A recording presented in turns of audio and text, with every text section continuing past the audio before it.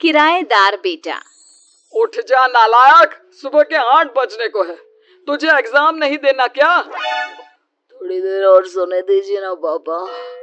तू उठता या फिर मैं तेरे ऊपर पानी फेंकूं? रोज गधों की तरह सोता रहता है, पेपर की कोई टेंशन ही नहीं है।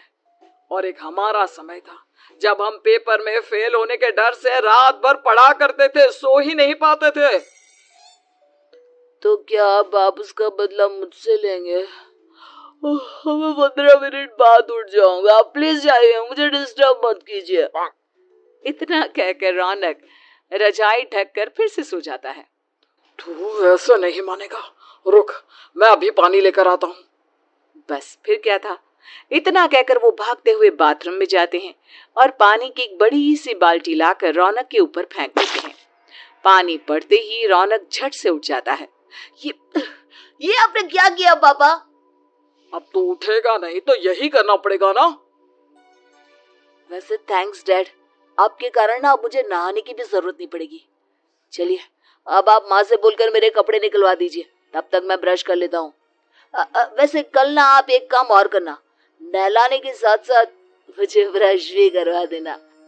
ये ब्रश करने में ना मुझे बहुत आलस आता है। रौनक की बातों से अरविंद का मुंह खुला का खुला रह जाता है। वो अपनी पत्नी कमला के पास जाता है और रौनक की हरकतों के बारे में बताता है, जिसे सुन उसकी पत्नी हंसने लगती है। तुम अपने बेटे को समझाने के बजाय हंस रही हो। रौनक बच्चा है, धीरे धीरे सुधर जाएगा, आप क्यों उसके पीछे पड़े रहते हो? अभी नहीं सुधरेगा तो कब सुधरेगा? 10वीं क्लास में है रौनक, वो अब कोई बच्चा नहीं रहा।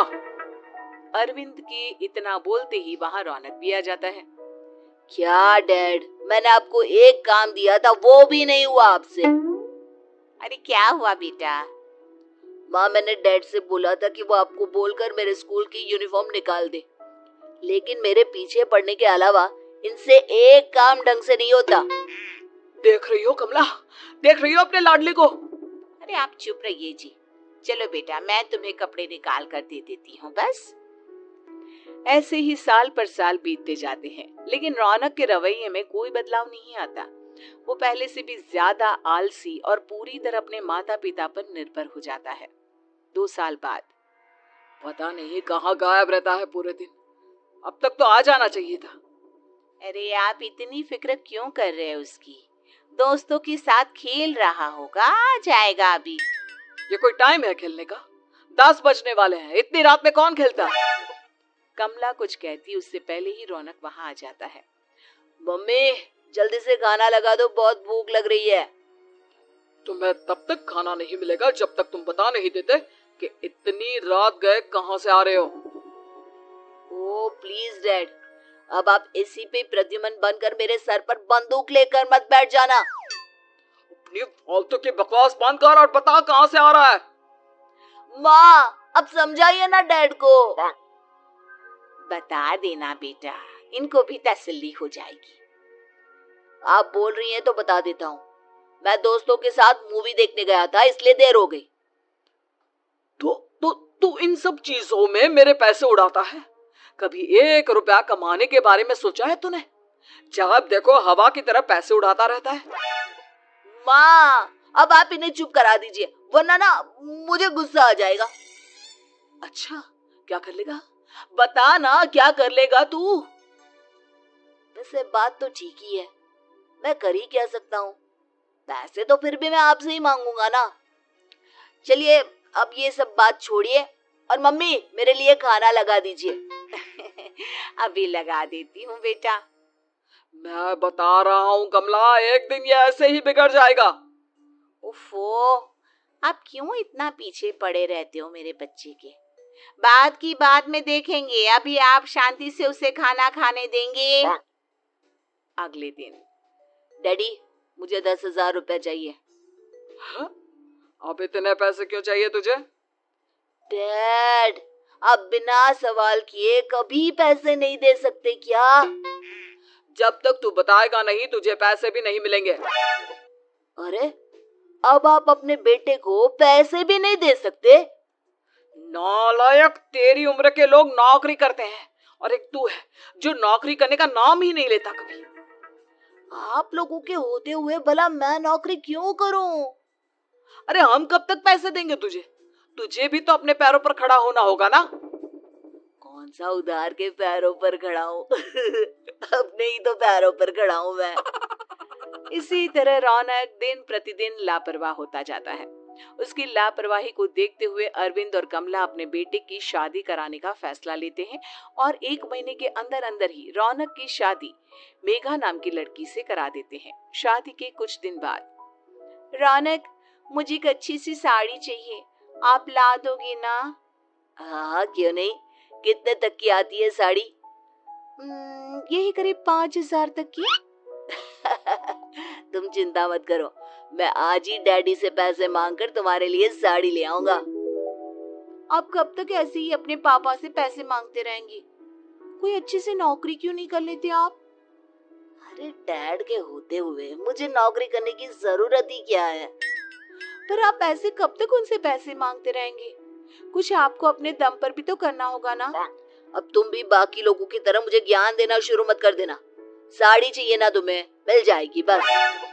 इतना कहकर रौनक अपने पिता से पैसे मांगने चला जाता है। डैडी, मुझे 5,000 रुपया चाहिए। अब 5,000 क्यों चाहिए तुझे? वो मेघा को साड़ी चाहिए थी। अरविंद आगे बिना कुछ कहे चुपचाप उसे पैसे निकाल कर दे देता है। कुछ दिन बाद, तुम्हें नहीं लगता कमला, रौनक हम पर पहले से भी ज्यादा डिपेंड हो गया है?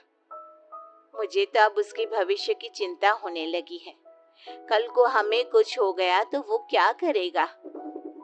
काश तुमने पहले ये सोच लिया होता तो आज हमारा बेटा इतना लापरवाह नहीं होता। तब मुझे कहाँ पता था कि मेरा लाड प्यार उसे इतना बिगाड़ देगा कि वो इस हद तक लापरवाह बन जाएगा। कोई बात नहीं, अभी भी देर नहीं हुई। मुझे पता है उसे कैसे सुधारा जा सकता है। कैसे? अरविंद कुछ कहता उससे पहले रौनक वहां आ जाता है और पैसों के लिए हाथ फैलाने लगता है। डैड, मैं और मेघा बाहर घूमने जाना चाहते हैं। अरे वाह, ये आज सूरज कहाँ से निकला है? Dad please. अच्छा चलो अब मुद्दे की बात करो। मुझे अब 25,000 चाहिए।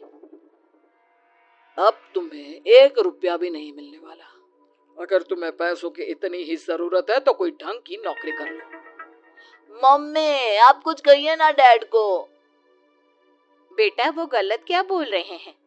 ये सब हम तेरे भले के लिए ही तो कर रहे हैं।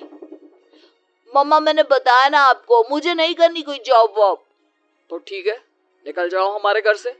तुम्हारे जैसे लोगों के लिए मैंने ये घर खड़ा नहीं किया है। जितना ये घर आपका है ना, उतना ही मेरा भी है। मैं कहीं नहीं जाने वाला। जाना तो पड़ेगा ही तुझे, क्योंकि अब मैं तेरा कोई भी खर्चा नहीं उठाने वाला। ठीक है, मत उठाइए मेरा खर्चा, मैं अपने दम पर भी जी सकता हूँ। तो बेशर्मों की तरह अब तक यहाँ क्यों खड़ा है? अपना सामान ले और निकल जाए यहाँ से। रौनक पैर पटकते हुए वहां से चला जाता है। घर से निकालना जरूरी है क्या उसे? बिना पैसों के कौन रखेगा उसे किराए पर? अगर उसका भविष्य सुधारना है तो हमें अपने दिल पर पत्थर रखकर ये कदम उठाना ही होगा। दोनों बात कर रहे होते हैं कि रौनक अपनी पत्नी के साथ एक बड़ा सा बैग लेकर घर से निकल जाता है, लेकिन घर से बाहर उसे कोई भी मुफ्त में अपने घर किराए पर नहीं रखता। अंत में थक हार कर वो फिर से अपने घर चला जाता है। क्या हुआ? थोड़ी देर पहले तो दहाड़ते हुए घर से निकला था, अब क्या हुआ? नहीं रखा ना किसी ने तुझे किराए पर? डैड प्लीज, मैं कुछ दिनों में कोई अच्छी सी नौकरी शुरू कर दूंगा। आप तब तक तो हमें रख लीजिए प्लीज। सुबह से रात हो चुकी है लेकिन कोई हमें रखने को राजी नहीं है। अब आप ही बताइए, इतनी रात को मैं मेघा को लेकर कहाँ जाऊंगा? ठीक है, बहू की वजह से मैं तुझे घर पर रख रहा हूँ, लेकिन तू इस घर में एक बेटे की नहीं बल्कि एक किराएदार की हैसियत से रहेगा। 3 महीने है तेरे पास। इन 3 महीनों के अंदर अंदर मुझे तेरी पहली तनख्वाह हाथ में चाहिए, समझ गया? पक्का डैड, इन 3 महीनों के अंदर अंदर तो कोई बढ़िया सी नौकरी ढूंढ ही लूंगा मैं। ऐसे ही धीरे धीरे समय बीतने लगता है और अरविंद के दिए 3 महीनों में से 2 महीने बीत चुके होते हैं। पापा जी ने हमें 3 महीने दिए थे, जिसमें से 2 महीने तो बीत चुके हैं। अब ये आखिरी महीना बचा है। अरे तुम चिंता मत करो, आज मेरा ना 2 जगह इंटरव्यू है, दोनों में से कहीं ना कहीं तो जॉब लग ही जाएगी। अच्छा, all the best. Raunak interview के लिए निकल जाता है, जिसके बाद शाम में रौनक घर आता है। कैसा गया इंटरव्यू? आपकी नौकरी लगी या नहीं?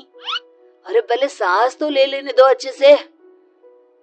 बताइए ना, मुझसे तो जरा भी इंतजार नहीं हो रहा है।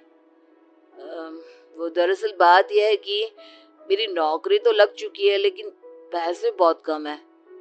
कितने पैसे हैं? 15,000। इतने में अरविंद और कमला मिठाई का डिब्बा लेकर आ जाते हैं। बधाई हो बेटा। हम जानते थे तेरी जॉब जरूर लगेगी। लेकिन मेरी सैलरी बहुत कम है मम्मा। कम है तो क्या हुआ, धीरे धीरे बढ़ जाएगी। हाँ बेटा, हम तो बस चाहते थे कि तू अपने पैरों पर खड़ा हो जाए। मतलब अब आप मुझे घर से नहीं निकालेंगे? नहीं, ये सब हमने तुझे जिम्मेदार इंसान बनाने के लिए किया था। Thank you mummy papa. अगर आप दोनों ऐसा नहीं करते तो मुझे कभी अपनी जिम्मेदारियों का एहसास तक नहीं होता। आज आपने मुझे सिखा दिया कि इंसान का अपने पैरों पर खड़ा होना भी जरूरी होता है। इतना कहकर रौनक झट से अपने माता पिता के गले लग जाता है और अपनी कमाई की पहली तनख्वाह वो अपने माता पिता के हाथ में सौंपता है। इस तरह रौनक एक गैर जिम्मेदार व्यक्ति से एक जिम्मेदार व्यक्ति बन जाता है।